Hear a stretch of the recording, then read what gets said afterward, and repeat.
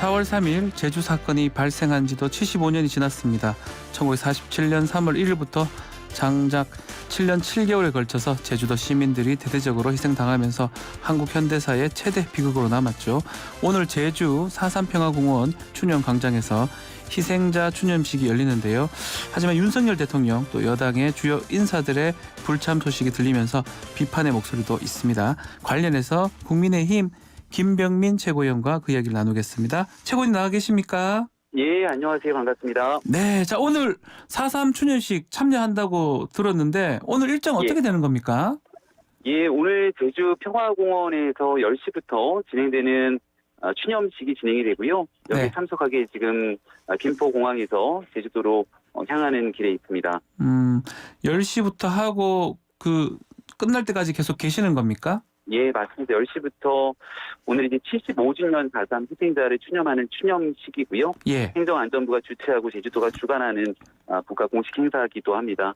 여기에 국민의힘에서는 제가 참석을 하고 네. 또 저희 사무총장, 정치기 의장 등 국민의힘 지도부가 함께 참여를 합니다. 자, 당대표 김기현 대표는 불참을 한다고 하던데 예. 이유가 뭘까요? 국민의힘 입장이 참 4.3 완전 해결 외치던 때와 다르다 이런 얘기도 있고요. 4.3의 완전한 해결에 관한 국민의힘 그리고 윤석열 정부의 의지 변함이 없다는 말씀을 거듭 다시 한번 드리고요. 네.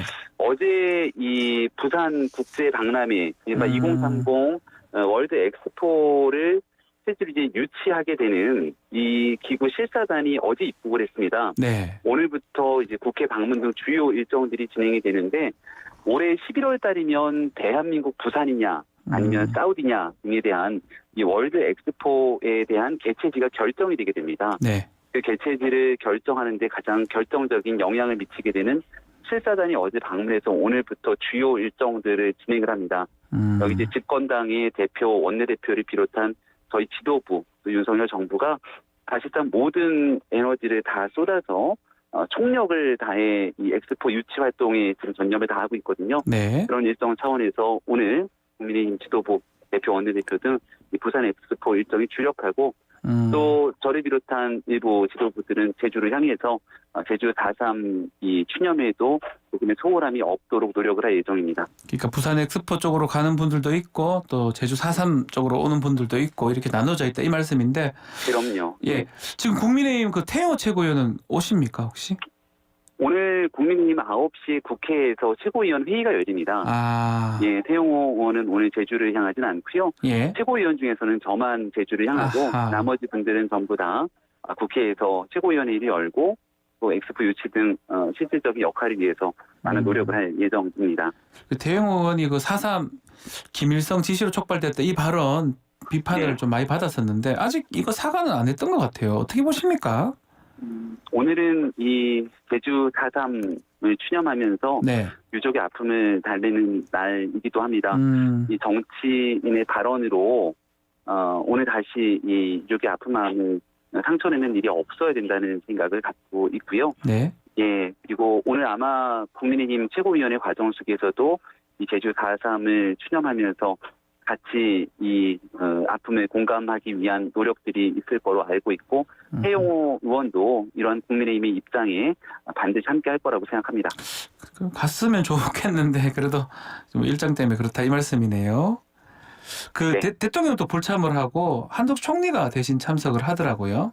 예, 윤석열 대통령께서는 지난해 당선인 신분으로 네. 제주 4.3 추념식을 찾았는데요.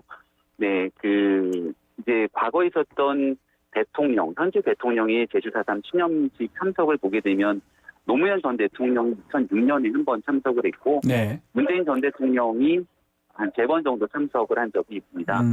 네, 집권하고 있는 한 5년 정도 기간 동안 사실상 매년 모두 일정에 참석할 수는 없는 상황이기 때문에 지난해 당선인 신분으로 참석해서 선거 기간 약속했던 이 4.3의 온전한 해결에 관한 의지를 다시 한번 피력했고요. 네. 오늘은 한덕수 총리가 찾아서 마찬가지로 윤석열 정부의 이 뜻과 의지에 대해서 다시금 윤석열 대통령을 대신한 메시지를 함께 낼 것으로 알려져 있습니다. 특히 주말에 서문시장 100주년 여기 가셨고요. 또 프로야구장에 시구했잖아요. 민주당 같은 예. 경우는 시구는 하면서 추념식 참석 왜 안 하냐, 대구는 가면서 제주도는 왜 안 가냐, 이렇게 비판을 하더라고요. 그 부분은 어떻게 보십니까? 저는 더불어민주당이 역사에 관한 문제, 또 유족의 아픔과 슬픔이 있는 문제를 정치, 정쟁의 소재로 활용하는 일은 지양했으면 좋겠다는 말씀을 거듭드립니다. 예. 지난해 당선인 신분으로 제주를 찾았고, 또 마찬가지로 오늘 추념식을 통해서 윤석열 정부가 어떤 뜻과 의지를 가지고 이 제주 4.3 문제 해결에 대한 내용들을 가져가는지가 중요한 일이라고 생각하고요. 여기에 대해서 어제 이제 프로야구 개막식에 관한 시구가 진행됐던 건데, 그렇죠. 대한민국 경제, 사회, 문화 전반에 대해서 사실상 정부와 대통령이 해야 될 일들이 있는 것이겠죠. 특정한 내용들을 방기하거나 방치하는 일이 아님에도 불구하고 이런 일들 하나하나 다 끄집어내서 정쟁의 요소로 활용하게 된다면 결국 정작 해결해야 되는 일들을 등한시한 채 오히려 유족의 아픈 상처를 정치에 이용한다는 비난을 민주당이 받을 수 있음을 유념하기 바랍니다. 자, 대통령 지금 또 독도 우리 땅이다, 국민 앞에서 공개적으로 선언하겠다라고 지금 밝혀졌는데, 이거는 좀 늦은 감이 있다, 이런 얘기도 있어요. 어떻게 보십니까? 수차례 윤석열 정부에서 독도에 관련된 내용들 단일 정상에서 나온 바가 없다라고 얘기를 했음에도 불구하고 예. 이 얘기를 오히려 국내 정치, 정쟁 요소로 민주당이 많이 활용한 것은 아닌가 생각을 합니다. 거리 곳곳에도 현수막을 걸어가면서 다시 국민 눈살을 찌푸리게 하는 그런 정치 구호들이 난무하고 있는데요. 네.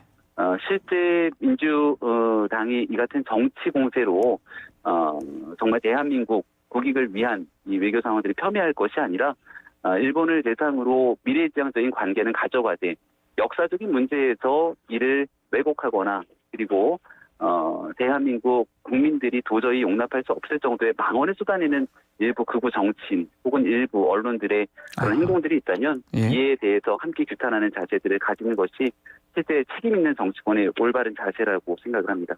네. 자, 지지율 얘기도 좀 했었지만 김기현 호가 좀 시작부터 지지율이 조금 좋지가 않습니다. 하락 늪에 좀 빠져 있는 모습인데 최고위원이잖아요. 보시기에 예. 원인이 뭐라고 보십니까? 뭐 여론조사마다 지지율은 다 그 편차가 워낙이나 크기 때문에 네. 일방적인 방향으로 설명이 좀 어려움이 있다고 생각하고요. 저희가 보는 전체적인 지지율을 보게 되면 여당과 야당에 대한 전체 지지층들이 조금 빠져서 오히려 무당층, 부동층으로 빠지는 모습들이 일부 있는 것이 아닌가 평가가 됩니다. 네. 이제 총선을 앞두고 있는 과정에서 여야 공이 국민의 삶에 관해서 어떠한 변화를 줄 수 있고 또 책임 있는 정책으로 국민들의 마음을 얻을 수 있을 것인지를 고민하는 게 중요한 때라고 생각하고요. 경제적으로 워낙이나 어렵고 또 힘든 시기이기 때문에 특히 저희 국민의힘은 집권당으로서 실질적인 정책 변화로 국민 삶에 정책 효능감을 가져올 수 있는 그런 행보를 펼치는 게 그 어느 때보다 중요하다고 생각하고 이렇게 움직이고 있습니다. 자, 그렇다 보니까 총선 얘기를 지금 하셨는데 예. 벌써 국민의힘 좀 내부의 인물이 좀 적어서 한동훈 장관 나와야 된다, 이런 얘기도 있더라고요. 한동훈 장관에 관한 총선 얘기를 꺼내는 건 어제 오늘 일이 아닌 것 같습니다. 네. 특히나 그 얘기는 언론에서 워낙이나 관심을 가지고 이야기들을 하고 있는 상황이 아닌가 생각이 되는데요. 네. 지금 한동훈 장관은 법무부 장관으로서의 역할을 충실히 수행하고 있는 과정이기 때문에 국민의힘을 비롯한 정치권에서 한동훈 장관의 총선 얘기를 꺼내는 것은 저는 별로 바람직하지는 않다고 봅니다. 한 장관을 비롯한 내각에서 성실하게 또 역량 있게 일하고 있는 많은 정치인들이 있는데요. 네. 예, 이 그 정치에 몸을 담았던 인사들도 있는데 내각에 있는 기간 동안 윤석열 정부 성공을 위해서 열심히 일할 수 있는 과정들을 거치고 지금 현재로서는 이런 인사들에 대해서 구태여 국민의힘 내부에서 정치적인 메시지를 꺼내는 것은 크게 바람직하지는 않다고 다시 한번 말씀드립니다. 한동훈 장관 총선 차출설 시기상조다, 이런 입장이시네요. 언론에서 뭐 워낙이나 관심이 있으니까 말씀 주십니다만은 정치권에서 구태여 그런 얘기를 꺼낼 일은 아니라고 생각합니다. 네. 자, 천원 아침밥 민생 행보 나섰던데 김병민 최고위원도 같이 가셨었어요, 그때. 예, 맞습니다. MG 구원투수 이런 모습인데 실질적 효과가 있었다고 생각하십니까? 대학 현장에 가보면 네. 워낙이나 고물가 때문에 밥 한 끼 먹기에도 어려움을 겪고 있는 대학생들이 많이 있습니다. 모든 대학생들에게 한 번에 다 혜택을 줄 수는 없지만 네. 적어도 대학생이 1,000원을 부담하면 농민부가 1,000원을 내고 또 나머지 금액을 대학에서 부담하면서 학생들에게 식사하는 부담을 덜어줄 수 있는 좋은 정책이라 생각을 하는데, 다만 이제 기존에 있었던 예산으로는 보다 많은 대학과 학생들에게 혜택이 돌아가지 않기 때문에 여기에 대해서 더 많은 예산들을 증액하기로 결정을 내린 거거든요. 네. 이런 방식의 현장 행보, 또 이로 인해서 나타나게 되는 추가적인 정책 결정으로 더 많은 시민들에게 혜택을 줄 수 있도록 역할하는 것이 집권당의 올바른 책무가 아닌가, 저는 그렇게 생각합니다. 1,000원 아침밥 관련해서는 예산을 확실히 늘리는 거는 이제 정하신 겁니까? 네, 최종적으로 결정이 내렸고요. 예. 사실 대학에 가기 전부터 고위당적 회의를 거쳐서 어떤 방식으로 이런 사업들에 청년들에게 더 많은 혜택을 줄 수 있을까를 고민하고 현장 홍보까지 이어지는 연결된 흐름들이 있었습니다. 네. 그리고 대학 방문 이후에 즉각적으로 정부와 함께 논의해서 실제 1,000원의 아침밥이 더 많은 대학에서 많이 학생들에게 혜택이 돌아갈 수 있도록 예산 확대하는 것을 결정했습니다. 일각에서는 연포땅 또 오므라이스 맛이 안 나니까 1,000원 아침밥에 눈 돌린 거 아니냐 이런 말도 있던데 이 부분 좀 강한가요? 대학생들한테 이 식사할 수 있는 권리 혜택을 주는 일까지도 정쟁의 대상으로 생각하거나 혹은 이마저도 그런 방식의 비판하시는 분들이 있다면 네. 대학 현장에 가서 그 청년들이 있는 삶의 현장에서 얼마나 어려움을 겪고 있는지를 한번 돌아보시길 바라고요. 그리고 그런 학생들, 대학생뿐 아니라 대한민국 청년이나 또 경제적으로 어려움을 겪고 있는 국민들을 위해서 어떤 역할들을 할 것인지를 그런 시간에 고민하는 것이 더 우선돼야 된다고 저는 생각합니다. 네. 자, MZ 노조도 만나고 계시는 걸로 알고 있는데 이야기가 좀 진척되고 있습니까? 예, 얼마 전 MZ 노조라고 불리우는 새로 고침 노동자 그렇죠. 협의회와 예. 간담회를 가졌습니다. 노동 시간에 관한 문제가 촉발되긴 했습니다만 그것보다 훨씬 더 근본적인 문제는 과거 역대 정부 기간 동안 켜켜이 쌓여왔던 노동 현장의 문제라고 생각하는데요. 예. 가장 관심을 가졌던 일들 중에 하나가 포괄임금제의 문제로 인해서 드러나게 되는 이 공짜 야근, 그리고 우리가 흔히 말해서 연차가 주어져 있음에도 불구하고 그 연차조차 제대로 쓰지 못하게 되는 현장의 상황들, 네. 이런 걸 이제 어떤 방식으로 극복할 수 있을까에 대한 고민들을 나누는 시간이었습니다.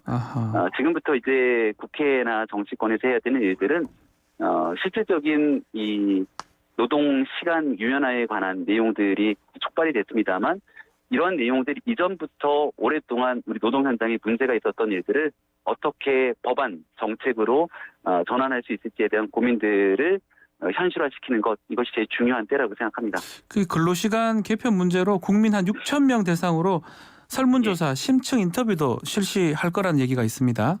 예, 정책을 일방적으로 발표하고 국민께 그 내용들을 따르라고 일방적인 행동을 보이기보다 더 많은 소통을 통해서 정책 하나를 만들고 국민 앞에 선보일 때 가장 완성된 형태의 모습을 보이는 게 중요하다고 생각합니다. 그런 의미에서 다소 시간이 걸릴지는 모르겠습니다만 더 많은 국민들, 또 현장에 있는 전문가들, 그리고 노동조합, 실제 몸에 담고 있는 분들의 목소리에 이르기까지 그 의견들이 경청하면서 정책의 완결성을 높이기 위해 노력하고 있는 행보라고 봐주시면 좋을 것 같습니다. 자, 한편으로는 정부와 여당에서 내놓은 정책들이 너무 MZ세대한테 편중되어 있는 거, 치중되어 있는 거 아니냐, 이런 또 의견도 있어요. 그 부분 어떻게 보십니까?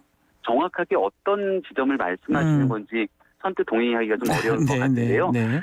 물론 대한민국에 있는 많은 세대들의 목소리를 다 경청하고 함께 그 정책의 효과들이 모든 세대에게 보로 돌아가게 되는 건 매우 중요한 일이라고 생각합니다. 네. 아마 앵커께서 말씀 주신 부분은 얼마 전 대통령께서 말씀하신 부분이나 또 정부에서 얘기하는 목소리가 가능한 한 젊은 세대, MZ세대의 목소리를 최대한 많이 경청할 수 있도록 노력해라 라고 하는 측면에서 질문 주신 것으로 이해하는데요. 네. 그동안 대한민국 정부 정책에서 이른바 정책 소비자로서 이제 중요한 역할을 해야 됨에도 불구하고 여기에 다소 한 걸음 떨어져 있을지 모르는 청년 세대도 대한민국 이 정부 정책에 보다 적극적으로 참여함으로 인해서 그 혜택이라든지 그리고 이를 통해 나타나게 되는 많은 일들을 공유할 수 있도록 하는 것은 저는 매우 바람직한 일이라고 생각을 하고 현 정부도 그런 의지와 뜻을 거듭 피력하고 있는 것으로 알고 있습니다. 자, 끝으로 김기현호 민생특위 민생 119 오늘 출범을 합니다. 어떤 역할을 할지 설명 좀 부탁드리겠습니다.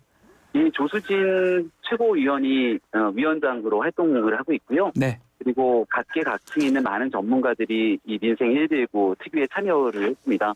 뭐 누가 뭐래도 지금 있는 경제적 어려움, 이 우리 국민 삶을 옥죄고 있기 때문에 여기에 이 불편한 문제들을 하나둘씩 풀어내는 역할을 하는 게 집권당이 올바른 책무라고 생각을 하고요. 네. 오늘 이제 첫 번째 회의를 가지는 만큼 우리 바닥 현장에서 볼 수 있는 민생이 어려운 문제 시시각각으로 그 내용들을 뽑아내고 여기에 대한 해결책을 담아낼 수 있는 좋은 활동들을 펼쳐나갈 거라고 생각하고 있습니다.